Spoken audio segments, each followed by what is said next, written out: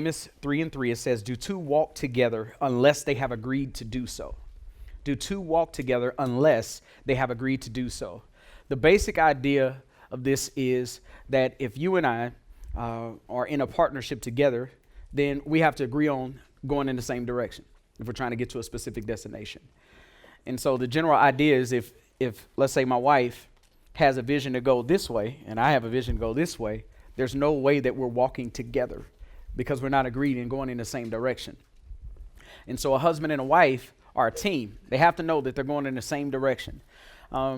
If I said that we were going from Missouri, to Texas, okay, there are several ways that we can get to Missouri from Texas, or vice versa. And so if all of a sudden she and I decided that we were going to go on this trip, we just say, yes, we're going to go. And then it comes the day of the trip. How many of y'all know we're going to have some problems? Because a lot of things haven't been discussed. How we're going to get there, where we're going to stay when we get there. Are we going by bike? Are we going by plane? Are we backpacking it? What are we going to do to get there? And so the general idea is that couples assume that they know exactly where they're going. They assume that their spouse is on the same page with them. And they assume that all the details have been worked out. And this is a mistake.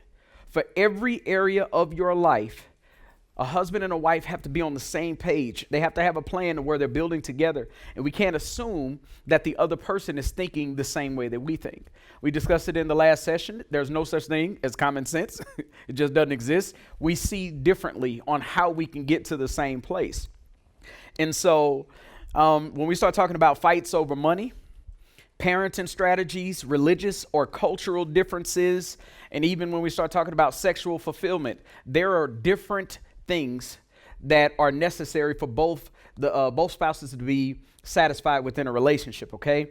And when we start talking about divorce is serious, and we all understand that. When we start looking at it, we see some people who are Christian, some people who are non, and the divorce rate is basically the same between Christian homes and non. And we have a situation where we have Christians who believe in the Lord, who believe in covenant. We believe in our marriage vows. We'll stand together at the altar. We'll go to a judge to get separated. We have a problem when we're having fights. And most of the time, people aren't separating necessarily because of something as big or gigantic as a problem as infidelity or adultery or something that's happening within a relationship. A lot of times people are getting divorced because they're just different. They're different culturally, they're different financially, they're different regarding how they want to raise their children. And I want to say this, differences aren't grounds for divorce. Differences aren't grounds for divorce. Now, a couple may find it difficult to see eye to eye. They may have a hard time seeing together and getting on the same page, but Scripture asks the right question. How can two walk together lest they be agreed? And so a lot of times in a relationship where people are calling it irreconcilable differences, and they're deciding that they want to separate because there are problems in a relationship. And in other cases, people will remain married. They'll stay together, but they're not happy. They're not satisfied. It's not a fully filled marriage. Okay, so people are together, but they're dissatisfied and they've settled for less. They're kind of gotten into this routine where that's just the way it is, but I'm staying it because we went to the altar, we said I do. And so they're just kind of hanging out with one another. That's roommate status. We don't want roommate status. We want to be fulfilled. We want a fulfilling, satisfying marriage. We can have one, but we have to get into agreement, okay? Within the marriage covenant, two agreed to be one. And I want you all to get this picture, if you will, in front of you, that you're Mars and your spouse is Earth. And what happened when you all got married, God took two different planets and he put those things together and he merged them into one ball. And you have different atmospheres, you have different rock substance, you have different, and all these differences come together and they're merged to one. When you said I do, the moment you said I do, something supernatural took place. God made two one. In an instant. It was a flash. But our flesh and our minds and our soul and our heart have to catch up to what happened spiritually.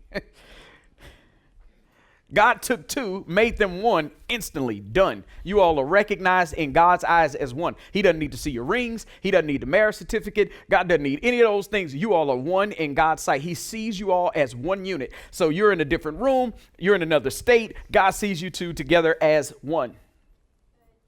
And so this idea, however, that now our money is merged. It should be. Children. It's not your children, my children. It's our children. They merged. It's not where you live, where I live. We live together. Our plans, our future that we're building. It's not just about your career, my career. It's where are both of our careers heading that's building and developing this house. All plans are now merged together. And if there's no discussion as to how we're going to go about things within a relationship, then you can expect this. And if the more areas where we're going in opposite directions, that's the more tension that you're feeling within that relationship. That's the more tension that you're feeling within that relationship. There's not a shared vision. And I'm going to tell you something. Where there's not a shared vision, there's not shared buy-in. And you're going to get to a place where you want out. Okay? And so what we're here for tonight is to get to a place where we're fixing that tension. We're relieving some of that tension by bringing you guys back together again. So this means there's going to be negotiations and compromise. Negotiations and compromise, seeing that you all have different preferences and culture. Okay? When cultures collide, it can get really ugly. So I'm going to give you an example. We're going to go back to something we talked about in the last session, but I'm going to try to share it a little bit different this time. Let's say one of you all in the home likes the home to be perpetually clean. And if you all wouldn't mind, if I can get, just by show of hands, those of y'all who are unashamedly perpetual cleaners, let me see those hands go up in the air. Oh, look at that room. This is wonderful. Okay, you can put your hand down. Now, in most cases, both spouses did not raise their hands.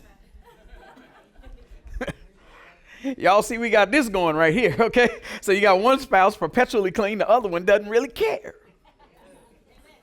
Some people think when they get home, it's time to rest, and cleaning looks like work. So here we have a big divide going on. One person, and I'm going to say it like this because here's the thing. Some people, and just please hear me out. You may be in this room, but I'm speaking of people specifically that I've counseled. They wanted to get a divorce, because he came home. And now I'm not just blaming the guy. Sometimes it's the opposite way. But he came home, and like I do, he took off his shoes at the door, and there was this trail of things that were slowly being dropped off. All the way to the couch. It was kind of like to the bathroom first and then to the couch. Y'all know what I mean? Okay. And she was frustrated because she kept asking for things to be picked up. Can you get around to it? Can you just help me? And after a while, she's ready to scream because she feels like she's helping with the kids. She needs his help. Well, I'm having to clean up all by myself. I need your help. And so there was this tension that was there. And all of a sudden they came to me and they were like, I want a divorce. And they started telling me, and I mean, she was just fed up. I can't take it anymore. I can't take it. And I'm thinking in my mind, this is a difference of culture, but there's no sin here. Right. Did we get that? Mm-hmm. There's no sin. Now someone says cleanliness is next to godliness. I'm sorry, but that's not scripture. There's no broken command here. What you have is a difference in culture. You have a difference in values. And so what we're going to talk about is how to get past this point. Now, before we get into the rest of what we're going to discuss today, I want to give a tip for everybody in the room. We're going to receive this tip. We're going to receive it right now. We're going to do it in Jesus' name. You have to leave anger and accusation out of the classroom. You have to leave anger because remember, we're at the University of Us, so we're about to learn each other tonight. We're going to study, we're going to teach, we're going to learn, we're going to do all that at one time. Okay? You have to leave anger and accusation out of the classroom. You have to hear their side and you have to explain your side, and you can't do that when you're angry. You can't do it while you're arguing and fighting. My wife and I, we made an agreement in our relationship. Hopefully some of you all are at this point where some of you are, you're just not hostile towards each other. You got two really cool natured people. And for some of y'all, you're just, doubly passive. And so we have it's a challenge bringing both of y'all to the point to where you'll speak. Other people, you're just like firecrackers. Pow, pow, pow. We need to calm you down. Right? And so for my wife and I, what we did, we came to a place where early on, we were just kind of hostile towards one another. Well, it was more so me. And until she got Freedom Ministries, she was quiet. And then all of a sudden, God set her free. So now you got two free individuals, right? And so we had to come to a place to where we agreed, you're grown, I'm grown. I respect you, you respect me. No yelling in our house. And we have a rule. We follow that rule. We will not raise our voices against one another. It's just something we agreed on. I said, I respect her as a person. She respects me as a person. And so we come to any discussion, anytime it gets to a place where we're going to get so heated to where there's going to be yelling and arguing, all the rest of that, we shut it down. We never have arguments in front of the kids. We never have negative discussion even in front of our children. We got facial expressions, and they're wonderful. Get you a key word. Pineapple. Come on. And when you see it going in the wrong direction, you're around company, you got friends over the house, that is not the time to just let it all out. You just, pineapple. Man, I just have a feeling that you thinking about pineapple too, sweetie? And she knows at that moment, stop. Code word means let's not take this any further. Okay, I'm embarrassed or I'm frustrated. Pineapple. Y'all got it? Okay, so we've made that agreement. So we keep the anger out of this thing, all right? Now, let's go back really quickly to that cleaning example. So she's a neat freak and I'm not.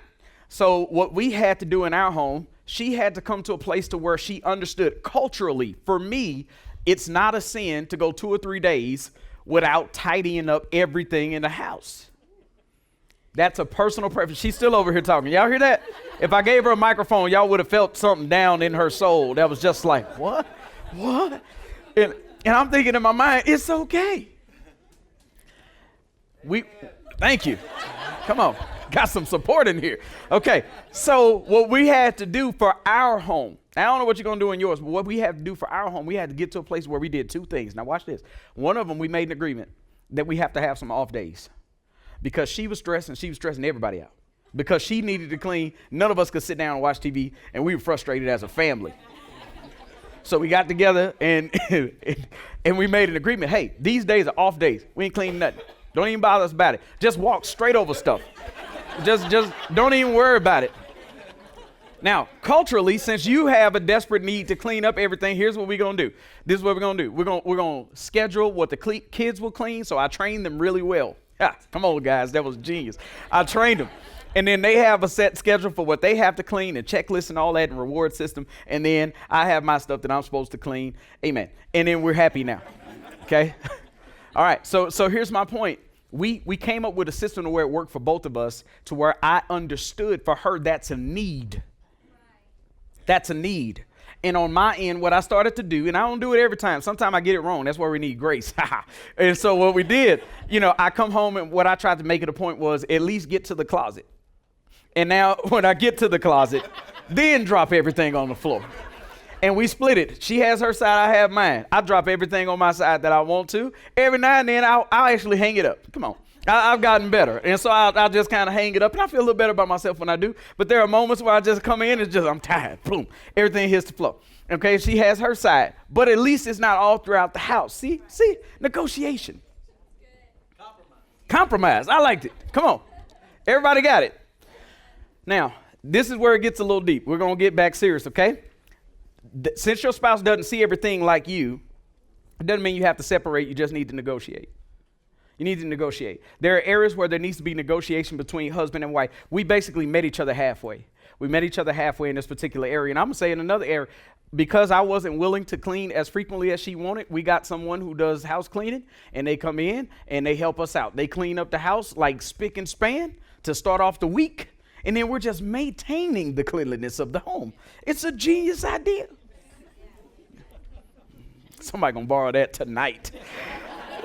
What did you go to his ministry table for? I needed that number. Who do you have covered over your house? Let me know. Can you hook a brother up? Okay, I got you. let me give this next point here. You can't control your spouse and get away with it. You can't control your spouse and get away with it. It'll always backfire on you because a person knows when they're being abnormally used or abused. And if we control them or we manipulate them, you don't like it and neither will they. It won't bring healing into marriage. And I'm going to encourage you, and I'm not going to spend too much time on this. Pastor Jimmy has some phenomenal resources about vision.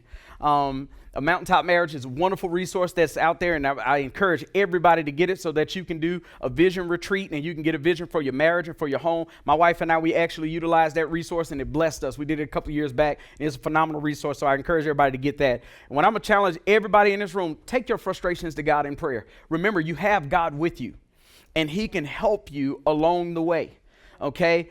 For me, sometimes I'm like a teapot that's ready to explode, and prayer becomes my release valve. And what I've discovered is that while I'm praying for her, God is beginning to work on my heart while I'm praying for her. Okay? So this is very important that we not forget that God is there with us in the marriage. Now, while we're talking about discovering values, let me make sure I skipped something. Go back up to in my notes. I knew I skipped something. I'm going to go back up to something in my notes that I talked about where I talked about values. And I want to go back to this definition really quickly because we're going to talk about this for a second. Values are our deeply held beliefs and guiding principles of how we conduct ourselves. Now, tonight, for the remainder of the time, we're going to talk about values. Values are weird because you can't see them, but it's how we operate. It's how we think the world should function around us. Okay, so when we talk about different values, I'll give an example. Someone may love to travel and see the world. Okay, they may love to travel and see the world, or they love to get out and experience or try new things. What would we consider that value to be? Just anybody. Just what would we consider that? Excitement, right? So excitement or adventure may be the value that they have. I think is perfect. So a person who has that as a value, they consistently need some form of excitement or adventure. That's the way they see the world. That's something that's a desperate need in their hearts. And you may be a person who likes solitude and just alone time. I call it me time, which is time to get away, to rest, recoup, chill at a spa, read a book, go to the lake, do something like that.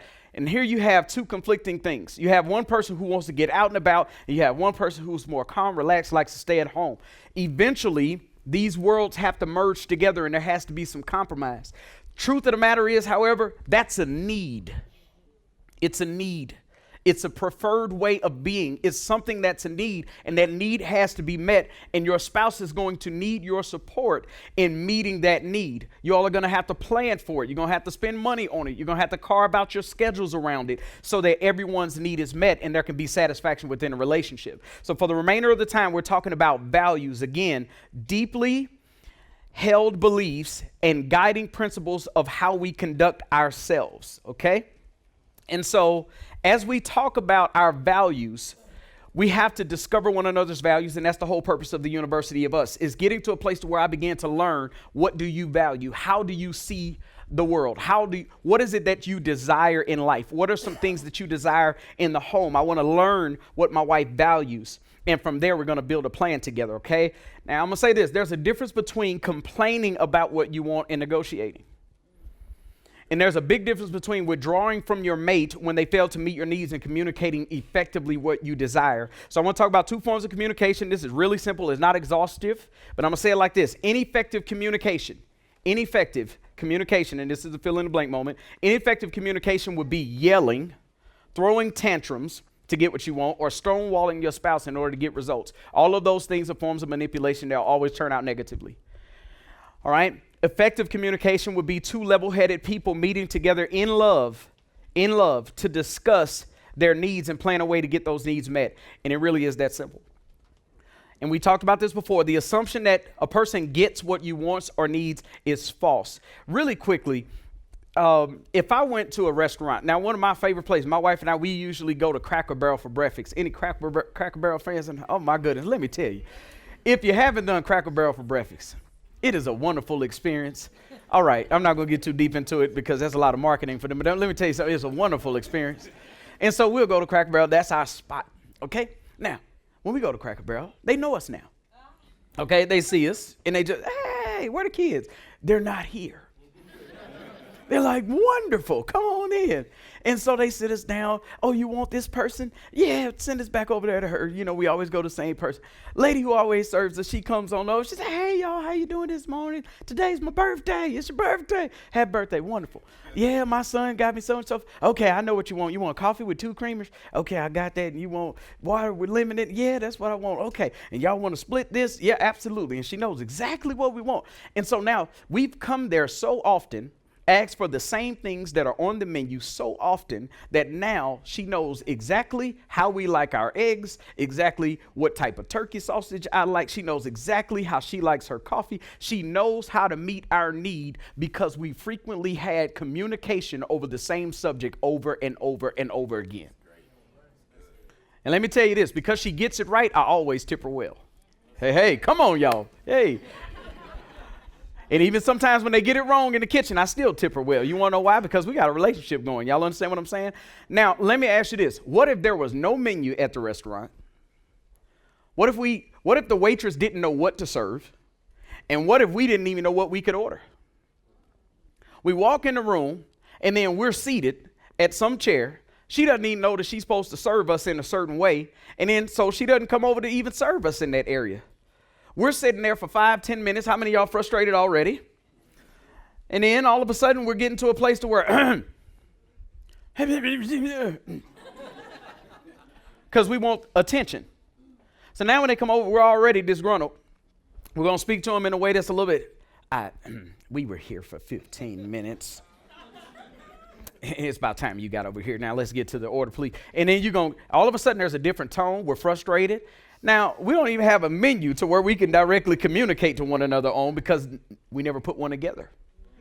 We never said this is what's available at this place and here's how much it's going to cost to get that thing. And so we're not even on the same page. How can we ever get our needs met? They can't serve us properly and we can't ask for things properly from them because we don't have an official method of communication. Here's my point.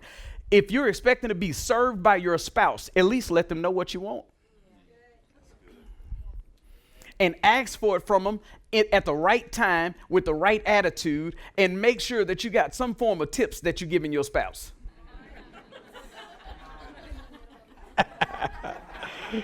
Come on. A job well done should get some appreciation. A job half done should get some appreciation. Let me tell you something. Even when people do a really bad job serving me, I still tip them.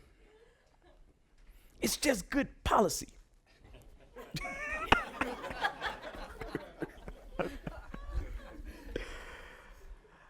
Are you all with me?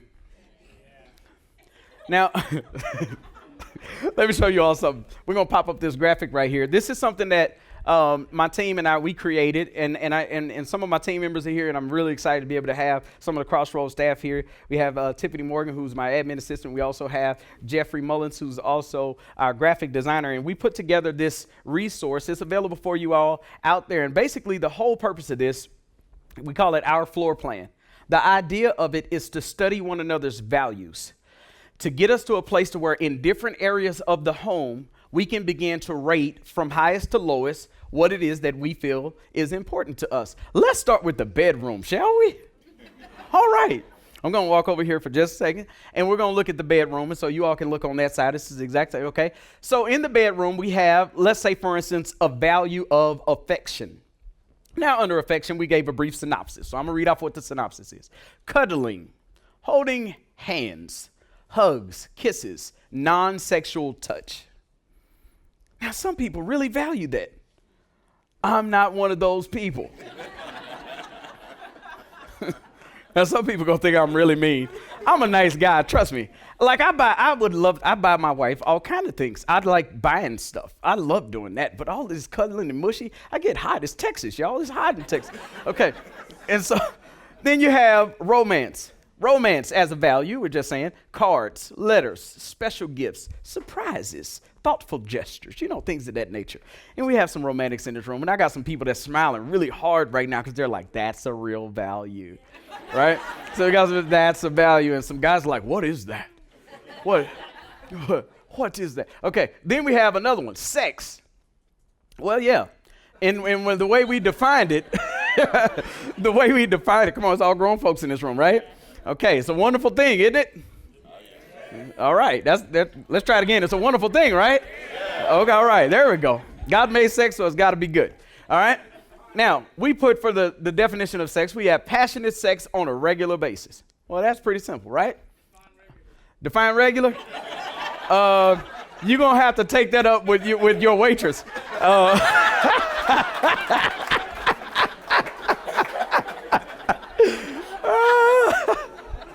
Let's talk about excitement.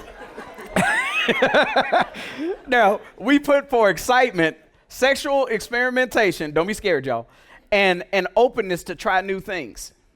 Because for some people in the bedroom, well, I'm not going to get too deep in that one, but for some people, they like a little bit of excitement. They like change it up every now and then, and that's important to them.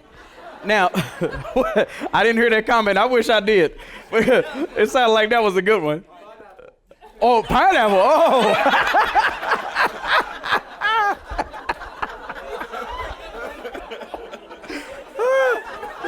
I'm trying to teach up here, people. I can't do this. Okay, attraction, okay? So then we have attraction here as another one. And this is maintaining sex appeal, grooming, lingerie, confidence, and hygiene. Now, the reason why we put these up here is because depending on these different things in this room, and you can leave it up there, some of you all are going to find one area that you really love, and in other areas it's not as important to you. And so we just say we wanted couples to just rate it. And so we have one form that's his and we have one that's hers. And then you merge it together and you see what ours looks like. Now, here's my point in this example. And you can grow with this in different areas. And you might not like what we put in the room. This is not exhaustive. This is just kind of an example of how we differ. Let's just say one person is more so into the romantic gestures. That for them is a value. That's a part of their belief system. Like they believe we're supposed to have romantic moments. Well, if I'm a guy, and I am kind of romantic, but if I'm a guy and I'm not so much a romantic, well, that's a struggle.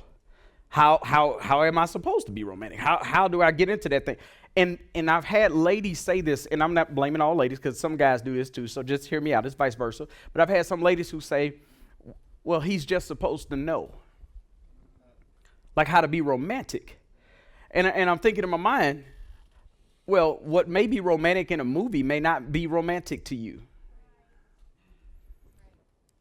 I've had some ladies who were allergic to candles. And a guy brings a candle. He's got a whole room lit up with candles. He's trying to be romantic. Because he saw it on a movie somewhere. This is what romantics do. So he lit the room up. I mean, she walks in. Why are you trying to kill me? Okay. If you don't communicate how you like it, don't be surprised when he's not meeting your expectations. If you don't communicate what you need from her sexually and how often regular is, then don't be surprised that you're getting it once a month. Okay? If you don't discuss the fact that you need excitement, now I know this is a little awkward because we're in the bedroom, but y'all got to come with me here. Because if we can get past the most sensitive subject of sex and money, we're all right. The rest of the house, we can make it work. But if we're uncomfortable having a conversation with our spouse about a need for excitement or romance, or we think it's inappropriate, then we're going to be dissatisfied in the area because they're not measuring up in that area. If you need more of something, come to the table and speak to your spouse about what you want. Now, I'm going to say it like this, and this gets a little deeper and I don't have time to get into it. This is why we want purity in our relationships. And what I mean by that is we don't want pornography within the home. We don't want all the rest of these different things. Let me tell you why. Because it shapes your appetite. And you will have a demand for your spouse to become something for you that they were never created to be. And so what your desires are, you have to find you so that you can help them meet your need sexually. But it can't be something that's make-believing on television or from some pornographer's viewpoint. Is everybody with me? So we want to get healthy. We want to get healed in those areas so that we can get to a place to where we say, okay, here's what I need from you, and here's how I would like for it to be done. This is a school. You're learning and you're teaching. And then you sit down and you say, hey, what would you like more of? And you plan it out, okay? So we talked about it. Marriage is servitude and negotiation. Okay? Marriage is servitude and negotiation. So the whole idea is, how can I serve you? And if we find this difficult, I want to say it like this. Jesus is the greatest example of servitude. Perfect. God in Christ, reconciling the world to himself, saving sinners. Sinners were considered enemies of God. It doesn't get any worse than that. Right? It doesn't get any worse than that. And yet God so loved us that he gave. And Jesus came down and he washed the feet of sinful humanity. If God can disrobe himself to wash the feet of sinful humanity and considered himself a servant to mankind, surely a husband and a wife can serve one another and do a little foot washing. Amen. And he washed feet.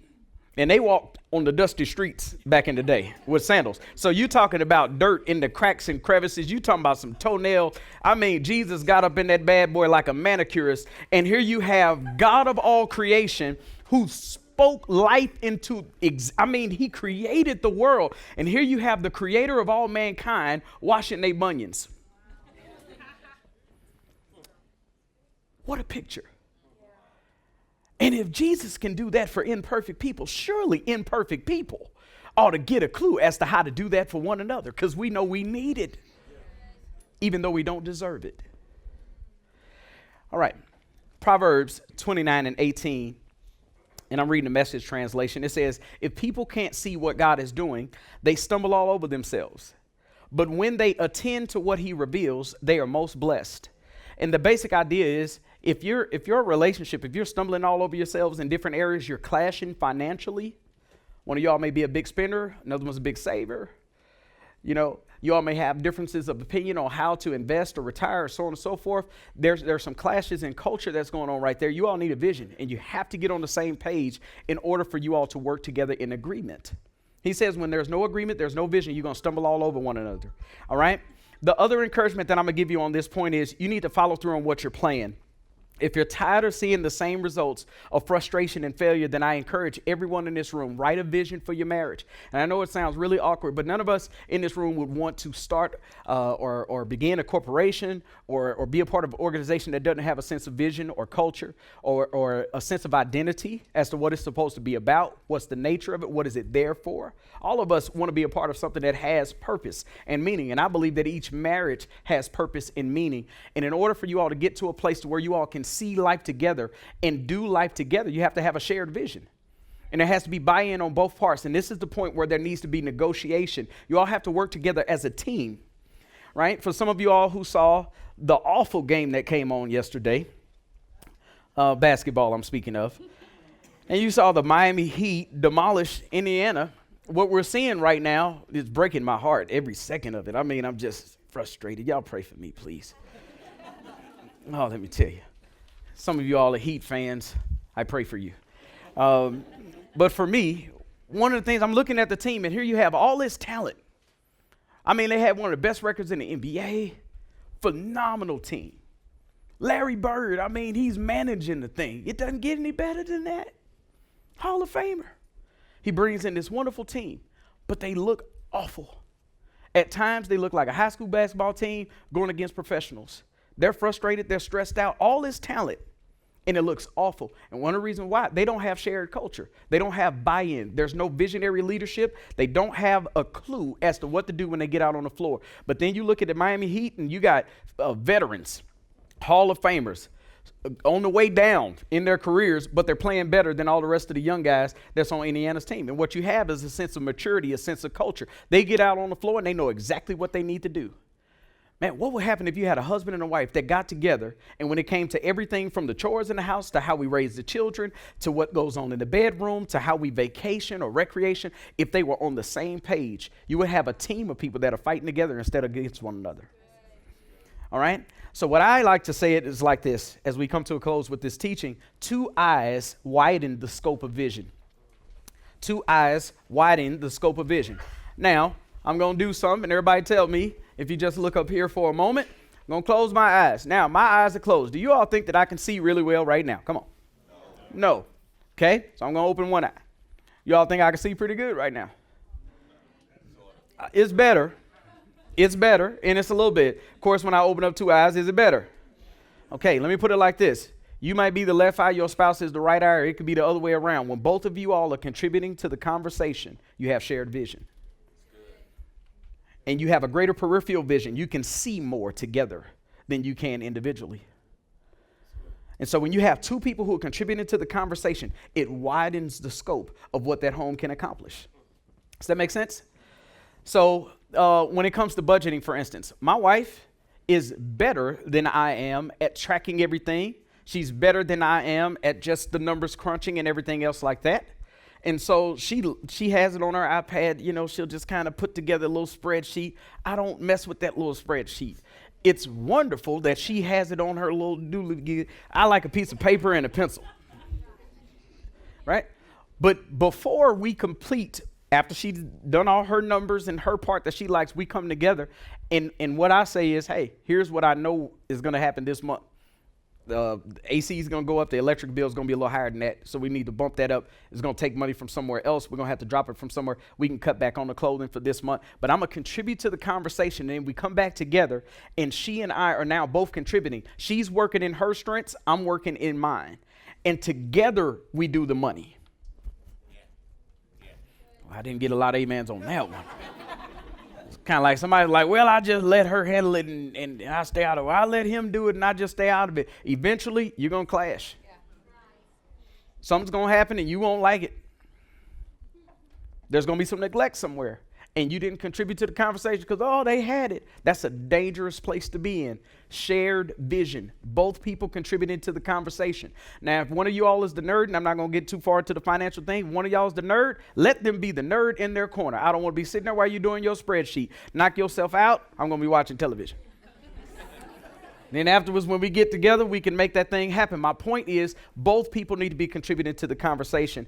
The last little bullet point that we had to fill in is basically if you respect the values of your spouse, I believe something powerful can happen when you respect them. In other words, you don't look at your spouse's values and say it's insignificant, that they have a preference for excitement, as we saw on the chart, and you may have a preference for romance. It doesn't mean that one is better than the other. For the person who's the neat freak and the other person who really doesn't care, one is not better than the other. Now, some of y'all would debate me on that right now, but that's okay. Different doesn't necessarily mean wrong. It's just different. All right? Colossians 3 and 12 through 15. And I think I have it in the packet. I want us to read this because I believe that when we take the whole teaching from the first session and this session and we put them together under the spirit of this scripture, I believe we can do something powerful. So let's read it. We're going to look at it together. You all don't have to read out loud, but I'm going to read it. Colossians 3 and 12 through 15. It says, therefore, God's chosen ones, holy and loved, put on heartfelt compassion, kindness, humility, gentleness, and patience, accepting one another and forgiving one another. If anyone has a complaint against another, just forgive them. Accept them. What if that was blanketed on you towards your spouse? And then it says right after that, just as the Lord has forgiven you, so you must also forgive. Wow. Above all, put on love, the perfect bond of unity. Unity in diversity won't happen without love. And let the peace of the Messiah, to which you were also called in one body, control your hearts. Let it control you. Let God's peace control you. Be thankful. Simple passage of scripture. And if we allow ourselves to begin to meditate on this word and begin to think of ourselves, am I really loving towards my spouse? Am I compassionate? Do I forgive? Have I released things that I'm frustrated with? Am I thankful that they put up with me? Right? And I believe that this is something that if we put it into practice, we're going to see God do some tremendous things. We're going to open up the floor for a moment for some Q&A. And so I'm going to ask for my lovely wife to come up here and hang out with me for a moment. Could y'all welcome my wife on up to the front? This is Lanette Reed. And so we just want to open it up for questions and answers regarding this subject or any other subject that you all may want to ask. All right. This always happens. How do you guys work out differences in raising children? If one has one opinion and one has another, how do you actually come to an agreement? Okay, so the question is, how do we come to agreement if we have differences on how to raise our children? Well, I think it first starts by recognizing that no matter how perfect or how imperfect our childhood was, there was some type of flaw. Mm-hmm. Something didn't happen that we liked or didn't like or just whatever. So we make sure that we don't base it off of how we grew up. That's number one. Myself, growing up in a two-parent home, both parents were very entrepreneurial. Seems great, but because they were very entrepreneurial, I was at home all the time by myself. He taught me how to drive. So I pretty much raised myself. So even though I had, the parents there or parents working to provide on the financial side, they weren't there for the support and what I needed. So what we make sure is we don't pull from there but we really pull from our values and say, okay, what do we want to do, or what do we want our children to achieve? Right. You know, what do we want them to become? And we base it off of what we want them to become. Then we go back, okay, well, how do we get them there? Right. What's kind of the start? For us, we are serious about gifting. And so as we develop our children, we try to look at, okay, not what I want them to become, but okay, God, where are you pointing them? Where are their strengths? Where are their weaknesses? What are some of their skills and their talents? And then she and I, we come together to say, okay, this one's gifted in this area, this one's gifted in, and so each child is different. And so for anybody who thinks that they can just kind of blanket the same for each, oh man, some things that work really well for my son, with my 2 girls, it just doesn't work. I love my girls. I love girls. Every woman in this room, I appreciate y'all. But I'm gonna tell you, it is a big difference between my boy and my girls. There's a lot more emotional needs. There's a lot more healthy touch and attention that I have to look at them straight in the eyeball when I'm talking to them just to make sure they know I'm giving them full attention. So all that being said, we've gotten to a place to where we have these private discussions to say, okay, at this level, what are we going to do to help them get to the next level? So we'll sit down and we'll discuss what are some of the best strategies. We'll even look up strategies to get us to a place to where we say, okay, what's the best route to do it? So we come up with reward systems. And then here's the best part about it though, because some stuff is trial and error. So we're not married to one strategy. But what we'll do is we'll come back to the drawing board and we'll say whether or not that's good or bad. After we've agreed on it, we negotiate, we agree on it. Once we come out, we're a unified front. That's the one thing that I will say above all, whatever you agree on, you need to come out as a unified front, because my children are intelligent and they're smart enough to try to play one against the other. And so the one thing that we refuse to do from the time they were young to now is allow them to come in and be able to get a different answer out of her than they did from me. Okay. And so we made sure that we were at least in agreement, even though I may not have agreed 100% on what she said and what I said, so on and so forth. Y'all get it? We would come together and say, all right, here's where we're going to come out of the house. This is what the deal is going to be. And we present that to them. We have sit downs with our children and we actually discuss it with them. And one of the frustrations that we had in the past was that there was too much randomness at one point. Some things were funny sometimes, and then sometimes it wasn't funny. Y'all know what I mean? So some stuff was inappropriate, but we'd laugh because it was kind of funny. And but it was bad for them, because they were seeing that, were we going to be strict on this or were we not? And that's a whole nother, session. But basically we've gotten to a point where a unified front, we come out in agreement, and we make sure that they can't manipulate either one of us to turn against one another and show division in the home. And it's a constant communication that we have. We talk about our kids a lot. A lot. All right. Good question. Next question. Are any of your children really close in age? Like, we had ours back to back, and basically they're 15 months apart. We have a 6-month-old and a 21-month-old. Mm-hmm. So we don't really have a lot of time for each other, and that sounds really bad, but we both work full-time. And All right. The question was, well, it was kind of a statement / question. So so are our children back to back in age? And then how do you have a life now that you have all these new lives? Yes, we have 15, 14, 12. But they will be at the house and in Yeah. college by the time we are 40. Yeah, so it's actually 44. So 44. I'm pretty happy about it. I'm excited that they're going to be up and out in a minute, and we're going to be done. All right. Empty nesters on the way. We're working on that. We totally ran into that. And we even deal with that issue to this day, even though they are older. You kind of have to build. We're not from here. We're actually born and raised from St. Louis, in St. Louis. And so all of our family members are in St. Louis. We have no family here. So one of the things that we had to do, and when we moved here, our son was like 3, Brianna was 2, and I was pregnant. So when we got here, through a lot of time, we had to build a support system. Right. That we tapped into people that we can look up to. Number one, we just didn't randomly hand them to someone and say, "Here, we'll be back at 9." But it was just more so kind of building a support system for us personally. And for us, that was a big deal because we didn't trust everybody.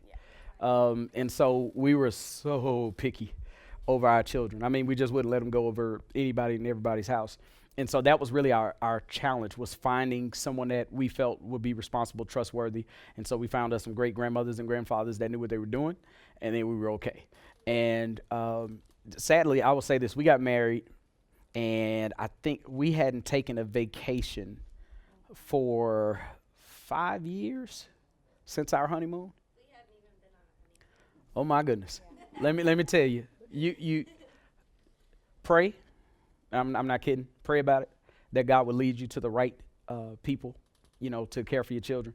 But you're going to have to trust somebody, and they'll be fine. They're going to survive. Trust me. They will make it for 2 nights. Oh, wonderful. That's just perfect. I think that's awesome. They'll make it. It's okay. Good weather outside is wonderful. Okay, but I will say this, vacation-wise, we have great leaders that mentor us in pastoring, Bishop Kevin and Pastor Sonia Dickerson. And once we met them, they're literally, they're like mother and father to us, spiritual parents. And one of the things that they challenged us to do, they told us, and when he first told me, I said, that's impossible. He said, you need to go on vacation once a quarter. Even if it's just at a hotel, just 2 nights stay, just to get away. And I have people tell me all the time, well, I'm too busy. Let me tell you something. Pastor a church, try it. Just give it a week. Give it a week. We're busy. We're constantly busy. There's always an emergency. There's always somebody who has a crisis. Always somebody needs ministering to. Always something going on with the kids. If you don't make it happen, it won't. And so we got to a place where we say, you know what? Initially it was, well, we don't have the money. Let me tell you something. God will bless you to get to a restaurant and split that food, and you will be full. Come on. If God blessed the 2 fish and 5 loaves, surely he will bless your Hard Rock Cafe. Split that bad boy. Bless it, and the Lord will make it stretch. Listen, we were so broke at that time. Thank God we're debt free now, but then we were broke. And we went down there, we went out of town, and we split everything. We split breakfast, we split lunch, split dinner. We broke, but we were on vacation. And let me tell you something. When we got to the hotel, passed out. First day we were out. Passed out. Just slept. I couldn't believe it. We had all these plans. We were going to do awesome things. We had this thing all figured out, right? We get there, we lay in the bed, and it was like hours later, we wake up, and it was like, whoa, we must have been really tired. And so we asked for some lemons, we asked for sugar, and some water. And we made lemonade. No $3 from me, no $3 from me at the restaurant. We took that $3 that took care of parking. And so we made it work, and we bumped ourselves on up until we can take better and more expensive and prestigious vacations. But my point is, get a break. You need it. And we were better off for our children once we took that vacation and had time to recuperate. And to everyone who says that they absolutely can't do it, well, your schedule's too demanding, I can't afford it, all of those excuses, you are in control of your life. And I guarantee you, if you make the time for it, you'll have it. All right? That's all I have to say about that. Anybody else have a question? It's a wonderful opportunity. Gonna give it a few moments. When you all sit down to have a negotiation about whatever it is, do you ever leave the conversation where one or both parties don't feel like a good decision has been made, or like a decision that you can live with has been made? Like when you were talking about the kids, like do you ever kind of feel like somebody has acquiesced to the other, and it's Yes. just got to be that way? Yes. And so I'm repeating the question so we'll make sure everybody can hear it. So the question was basically, are there moments where we sit down for our negotiation, our conversations that we have to negotiate a specific thing between spouse to spouse, where one person may feel that it may have been can I paraphrase, just one-sided, or you feel like maybe your side wasn't the direction that it went? Yes, plenty of times. We like to call them intense fellowships. Because sometimes it just doesn't work out the way that I see it, or it may not work out the way that she sees that it should go. And I say I'll say this, one thing that we've done, and I'm not saying this happens always. We don't have the perfect thing. I don't know what that is.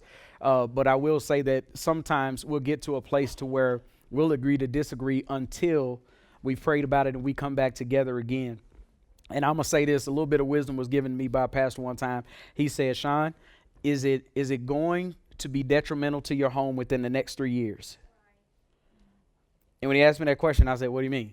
He said, well, is the decision so important that it's going to affect you and your family over the next 3 years?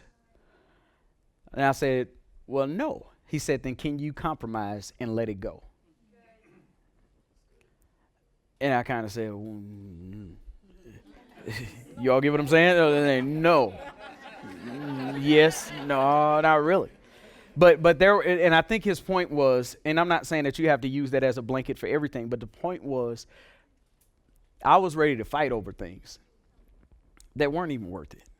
I mean, because at the end of the day, if I got in a car wreck and I was in the hospital, whatever I was fighting with her before the car wreck, it's not even important once we get to that room.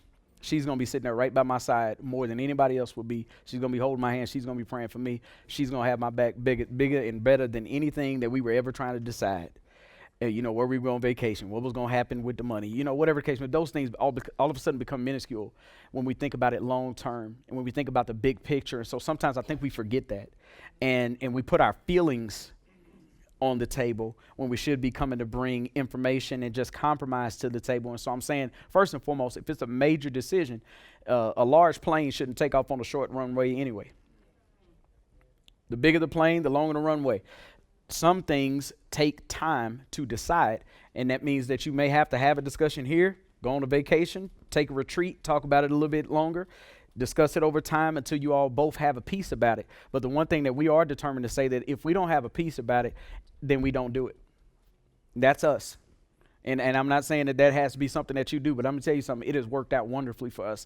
It has saved us from making poor business deals. It has helped us from making poor investments. Even sometimes in relationships, I'm going to tell you this, she can see things with certain people that I can't see. All the ladies say amen. Mm-hmm. And sometimes I can see things that she can't see. And so if we're not careful, some of our best wisdom, let me say it like this, sometimes the voice of God sounds like your spouse. And if we're not careful, we'll close off some of the best advice that we could ever get because we're so busy fighting to defend what we want instead of saying, okay, what is God saying here? What's best for the relationship? Let's pray. Let's be led of the Spirit. Let's gather facts and make right decisions. One of the most difficult things that we had to do as a couple, and I'll give this as an example, our children were in private school, and of course that's an extra expense that we had, and it was something that was really I loved it. I mean, I think it was fantastic. They were part of a Christian private school. It was wonderful. It was something that she really desired for the house. She wanted them to be in private school. And I mean, she fought for it. And it lasted a little bit longer. God even gave us favor and made a way for us to be able to do it. But the reason why I was saying that it was time for them to transition was two major reasons. One of them was financial. There were some things that she and I wanted to do as far as getting out of debt, and we had to make that sacrifice to get rid of private school in order to get us to that place to where we'd be debt free. And at the same time, we are training our children to be leaders. And so we wanted them to experience the Christian community, but then we wanted to also put them in a secular society in the sense of giving them experience outside of just kind of this safe Christian environment. And I just felt that it was time. Well, she wasn't ready yet. Okay, so she fought. Didn't you fight? I fought. Mm-hmm. I mean, in tears type fighting. And not in the sense of arguing and, you know, and all that, but I mean, she fought for what she wanted. She was passionate about it. So we sat down and we talked. And at one point I saw that she wasn't budging there. And I was just like, okay, God, I'm going to talk to you about this, and then you're going to have to talk to her. Because I just knew this was a move that we needed to make. But rather than me imposing my will on her and forcing her to see it my way, I was patient. And I gave it time. And we were going to be okay. Y'all get what I mean? We were going to be okay. It was just going to take a little bit longer. I just knew this was something that for our home, we had to move in a different direction. And a little bit of time passed, and we ended up both coming to an agreement. She came over to that point to where she was ready. And I thank God for it, because now we're debt free and our children are now exercising their gifts. And for us, we don't impose that our kids have to preach or teach or share their faith or anything, but they're doing it now.